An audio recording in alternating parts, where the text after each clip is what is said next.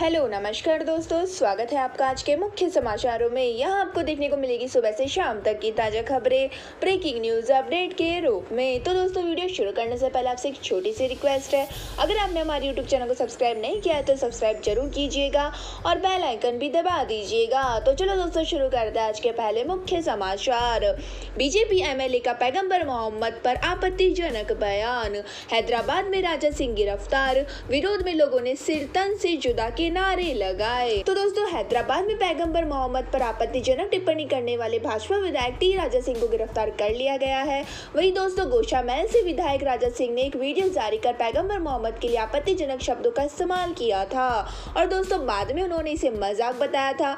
तो दोस्तों, बयान के बाद बड़ी संख्या में लोग उनके विरोध में सड़कों पर उतर आए। वहीं दोस्तों, आपको बता दें कि सोमवार देर रात से हैदराबाद में जगह जगह प्रदर्शन शुरू हो गए थे। वहीं दोस्तों, भीड़ ने गुस्ताखी नबी की एक ही सजा सिरतन से जुदा के नारे लगाते हुए टी राजा की गिरफ्तारी की मांग की। वहीं दोस्तों, प्रदर्शनकारियों ने टी राजा के बयान की तुलना पूर्व भाजपा प्रवक्ता नुपुर शर्मा के बयान से की है। तो दोस्तों, आपको बता दें कि इसके बाद दबीरपुरा पुलिस स्टेशन में उनके खिलाफ आईपीएस की धारा 295A और 153A समेत कई धाराओं में केस दर्ज किया गया है। वहीं दोस्तों, आपको बता दें कि पुलिस ने प्रदर्शनकारियों में से भी कई लोगों को हिरासत में ले लिया है और हैदराबाद की police commissioner office, director general of police office और पुराने पुलिस कमिश्नर ऑफिस के दफ्तर के बाहर बड़ी संख्या में पुलिस बल तैनात किया गया है। वहीं दोस्तों, आपको जानकारी के लिए बता दें कि भाजपा प्रवक्ता नुपुर शर्मा ने 27 मई को टीवी डिबेट के दौरान पैगंबर मोहम्मद साहिब पर विवादित बयान दिया था और इस बयान के चलते भाजपा ने उन्हें 6 साल के लिए पार्टी से सस्पेंड कर दिया था।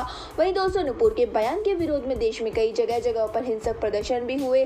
वहीं दोस्तों, आपको बता दें कि सुप्रीम कोर्ट ने इस मामले में नुपुर शर्मा को फटकार लगाई थी और कोर्ट ने कहा था कि नुपुर ने टेलीविजन पर धर्म विशेष के खिलाफ उकसाने वाली टिप्पणी की है। इसी के साथ दोस्तों, चलते हैं आज के अगले मुख्य समाचार की ओर। देवी देवताओं की जाति पर जेएनयू चांसलर का बयान। बोली कोई भी देवता ब्राह्मण नहीं, सिर्फ आदिवासी जो सांप के साथ कब्रिस्तान में बैठते थे। तो दोस्तों, जवाहरलाल नेहरू यूनिवर्सिटी की कुलपति ने शांति श्री धूलीपुरी पंडित ने सोमवार को देवी देवता और जाति को लेकर बयान दिया है। तो दोस्तों, उन्होंने कहा है कि हिंदू देवता किसी ऊंची जाति से नहीं आते हैं, भगवान शिव भी शूद्र है क्योंकि वे शमशान में बैठते हैं। तो दोस्तों, आपको बता दें कि केंद्रीय सामाजिक न्याय और आधिकारिक मंत्रालय ने दिल्ली में एक सेमिनार रखा जिसका विशेष था कि doctor BR Ambedkar thought on gender justice decoding the uniform civil code. तो दोस्तों, आपको जानकारी के लिए बता दें कि शांति श्री पंडित ने कहा है कि कोई देवता ब्राह्मण नहीं है, सबसे ऊंचा दर्जा क्षत्रिय का है।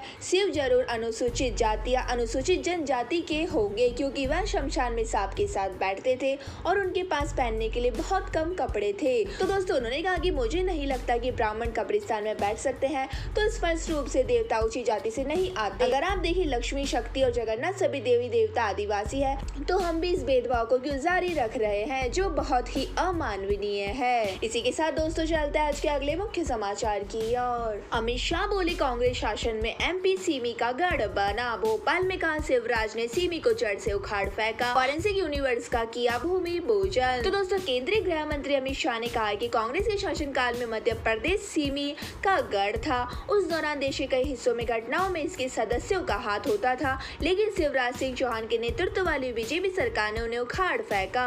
वहीं दोस्तों, शाह ने यह बात सोमवार को रविंद्र भवन में 415 करोड़ की लागत से निर्मित पुलिस के 25,000 आवास भवनों और थाना परिसर का वर्चुअल लोकार्पण के दौरान कही थी।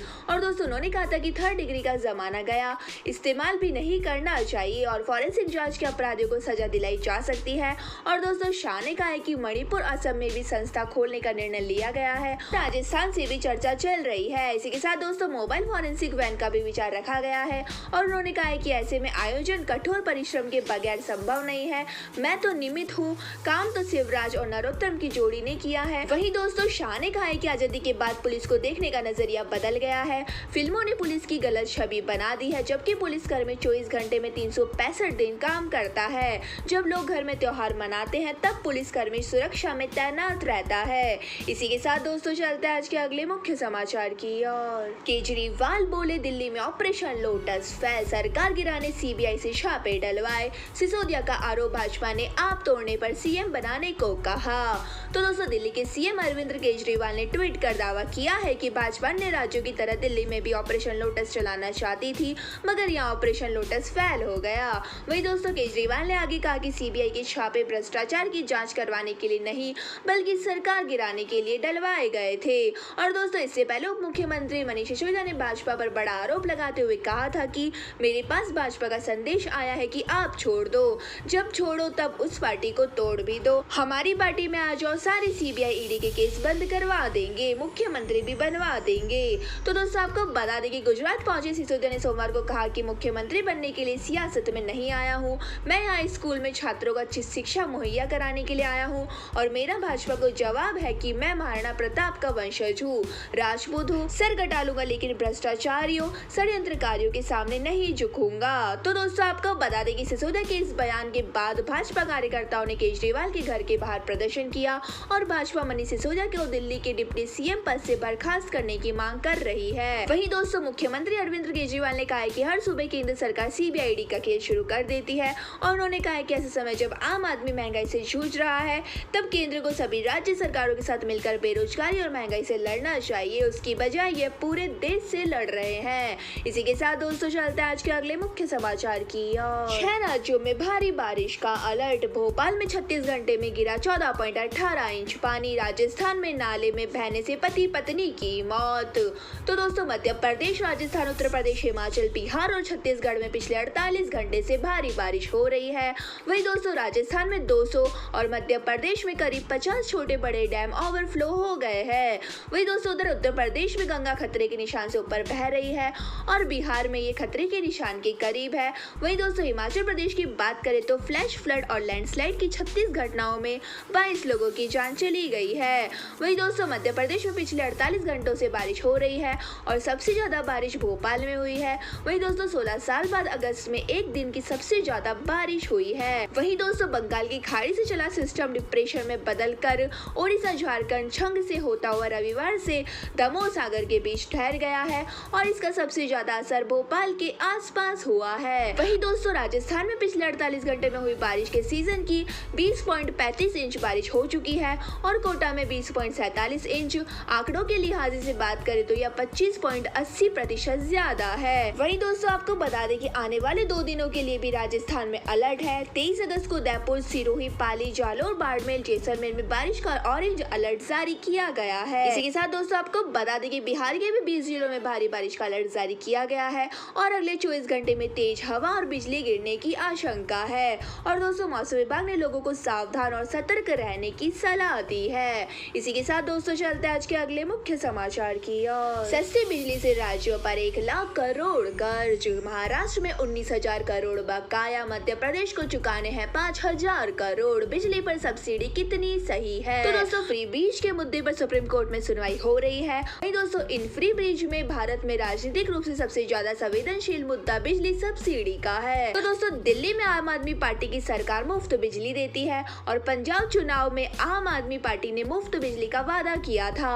वहीं दोस्तों, कई अन्य राज्यों में भी बिजली पर सब्सिडी दी जाती है और उधर देश में पूरा बिजली सेक्टर घाटे में है और ज्यादातर वितरण कंपनियों के कर्ज बढ़ते जा रहे हैं। तो दोस्तों, आपको बता दें कि देश के अलग अलग राज्यों में सब्सिडी के अलग अलग बैक रेट है। वहीं दोस्तों, दिल्ली और पंजाब में 200 यूनिट तक बिजली मुफ्त है तो हरियाणा में 150 यूनिट बिजली फ्री दी जाती है। वहीं दोस्तों, झारखंड में भी 200 यूनिट बिजली तक फ्री दी जाती है और उसके बाद खर्च बढ़ने के साथ सब्सिडी के स्लैब को तय किया जाता है। वहीं दोस्तों, राज्यों पर फरवरी 2022 में पावर जनरेटिंग कंपनियों का 1,931 करोड़ रुपए का बकाया था और मार्च 2021 में यह 67,917 करोड़ था। इसी के साथ दोस्तों, चलते हैं आज के अगले मुख्य समाचार की ओर। भाजपा नेता सोनाली फोगाट का निधन। गोवा में दिल का दौरा पड़ा। 2019 में आदमपुर से लड़ा था चुनाव। टिकटॉक स्टार भी थी। तो दोस्तों, हरियाणा की भाजपा नेता सोनाली फोगाट का मंगलवार को निधन हो गया है। वह 42 साल की थी और वह अपने स्टाफ के साथ गोवा गई थी जहां उन्हें सोमवार देर रात दिल का दौरा पड़ा था। तो दोस्तों, सोनाली टिकटॉक स्टार और बिग बॉस 14 की कंटेस्टेंट बनने के बाद पॉपुलर हुई थी और उनकी एक बेटी है और पति की कई साल पहले ही मौत हो चुकी है।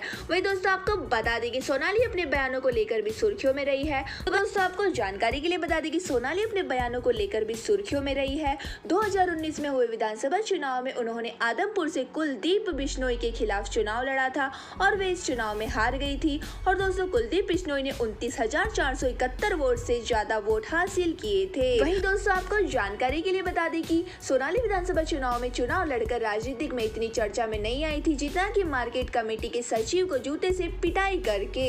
वहीं दोस्तों सोनाली ने बाल समद में हिंसार मार्केट कमेटी के सचिव की काम न करने पर सरेआम पिटाई की थी। वहीं सचिव की शिकायत पर सोनाली पर केस दर्ज हुआ था और पिछले कई दिनों से हरियाणा कृषि विश्वविद्यालय के एक कार्यक्रम में मंच पर बैठी सोनाली को उठा दिया गया तो सोनाली नाराज होकर कार्यक्रम से चली गई थी। इसी के साथ दोस्तों चलते हैं आज के अगले मुख्य समाचार की ओर। अब संविधान पीठ तय करेगी शिवसेना केस की। सुप्रीम कोर्ट ने कहा 5 जजों की बेंच 8 सवालों पर फैसला करेगी। अगली सुनवाई 25 अगस्त को। तो दोस्तों आपको बता दें कि शिवसेना पर अधिकार को लेकर सुप्रीम कोर्ट में मंगलवार को फिर से सुनवाई हुई है और CJI NV Ramana, justice Krishna Murari और जस्टिस हेमा कोहली ने शिंदे की शिवसेना बनाम उद्धव की शिवसेना केस को संविधान पीठ को भेज दिया है। वहीं दोस्तों 3 जजों की बेंच ने 8 सवाल तैयार किए हैं जिसके आधार पर संविधान फैसला करेगी कि शिवसेना किसकी है। वहीं दोस्तों आपको बता दें कि सुप्रीम कोर्ट ने चुनाव आयोग से कहा था कि वह पार्टी सिंबल विवाद पर गुरुवार तक फैसला न ले और 5 जजों की बेंच इस मामले पर 25 अगस्त को सुनवाई करेगी। तो दोस्तों आपको बता दें कि पिछली सुनवाई के दौरान मुख्यमंत्री एकनाथ शिंदे ने कहा था कि हमारे ऊपर अयोग्यता का आरोप गलत लगाया जा रहा है, हम अभी भी शिव सैनिक है। और दोस्तों उधर सुप्रीम कोर्ट में उद्धव ठाकरे गुट की ओर से वकील कपिल सिब्बल ने कहा था कि शिंदे गुट में जाने वाले विधायक संविधान की 10वीं अनुसूची के तहत अयोग्यता से तभी बच सकते हैं अगर वो अलग हुए गुट का किसी अन्य पार्टी से विलय कर देते हैं और उन्होंने कहा था कि उनके बचाव का कोई दूसरा रास्ता नहीं है। इसी के साथ दोस्तों चलते हैं आज के अगले मुख्य समाचार की ओर। सीमा पार से आ रहे नकली नोट, इनकी पेपर क्वालिटी भी असली नोटों से काफी मिलती जुलती है। तो दोस्तों देश की अर्थव्यवस्था को भारी नुकसान पहुंचाने के लिए पड़ोसी देश ने एक बार फिर से देश में नकली नोटों का जाल फैलाना शुरू कर दिया है। तो दोस्तों इस बार सीमा पार से ऐसे नकली नोट भारतीय बाजार में फैलाए जा रहे हैं जो बेहद उच्च क्वालिटी के हैं। तो दोस्तों इन नोटों को आम आदमी आसानी से पहचान नहीं सकता है और यह देश के लिए चिंताजनक बात है। तो दोस्तों इसकी पुष्टि खुद भारत सरकार की करेंसी नोट प्रेस नासिक ने हाल ही में दिल्ली में बरामद हुए कुछ नकली नोटों की जांच के बाद अपनी स्पेशल रिपोर्ट में की है। तो दोस्तों यह रिपोर्ट गृह मंत्रालय को सौंपी गई है और इसके बाद से यह मामला जांच के लिए राष्ट्रीय जांच एजेंसी अर्थात की सुपुर्द किया गया है। तो दोस्तों एनआईए को मामले की जांच के दौरान कई अहम सबूत हाथ लगे हैं। वही भारत में नकली नोट पाकिस्तान, बांग्लादेश और नेपाल के रास्ते से भारत आ रहे हैं। तो दोस्तों सूत्रों के अनुसार करेंसी विशेषज्ञों ने गृह मंत्रालय को भेजी अपनी रिपोर्ट में कहा था कि उक्त नोट बेहद हाई क्वालिटी के नकली नोट है। पहले इस तरह के नोट कभी सामने नहीं आए हैं और गृह मंत्रालय के निर्देश पर एनआईए के मामले ने जांच शुरू कर दी थी और इसके लिए बीते दिनों एनआईए की एक टीम बिहार के चंपारण क्षेत्र में भी गई थी और यहां से एनआईए को पता चला है कि देश के कई शहरों में भी इसी तरह के नकली नोटों को फैलाया जा रहा है। और दोस्तों एनआईए इस नेटवर्क से जुड़े कुछ संदिग्ध लोगों की तलाश कर रही है। इसी के साथ दोस्तों चलते हैं आज के अगले मुख्य समाचार की ओर। सुप्रीम कोर्ट ने बेनामी संपत्ति लेन देन मामले में 3 साल की सजा रद्द की। धारा 3(2) असंवैधानिक बताया। तो दोस्तों सुप्रीम कोर्ट ने मंगलवार को बेनामी लेन देन अधिनियम को लेकर बड़ा फैसला किया है। तो दोस्तों सुप्रीम कोर्ट ने कहा है कि बेनामी लेन देन अधिनियम 1988 की धारा 3(2) असंवैधानिक है और दोस्तों यह धारा मनमानी है। वहीं दोस्तों इसके साथ ही बेनामी संपत्ति के लिए 3 साल की सजा का कानून रद्द हो गया है। तो दोस्तों आपको बता दें कि कोर्ट ने यह भी कहा है कि संपत्ति जब्त करने का अधिकार पिछली तारीख से ही लागू नहीं होगा और दोस्तों पुराने मामलों में 2016 के कानून के तहत कार्रवाई नहीं होगी। वहीं बेनामी लेन देन अधिनियम की धारा 3(2) में कहा गया है कि जो कोई भी बेनामी लेन देन में शामिल है उसे 3 साल तक की कैद, जुर्माना या दोनों की सजा हो सकती है। तो दोस्तों आपको बता दें कि सुप्रीम कोर्ट की chief justice NV Ramana, justice Krishna Murari और जस्टिस हेमा कोहली की एक विद्यापीठ ने यह फैसला सुनाया है।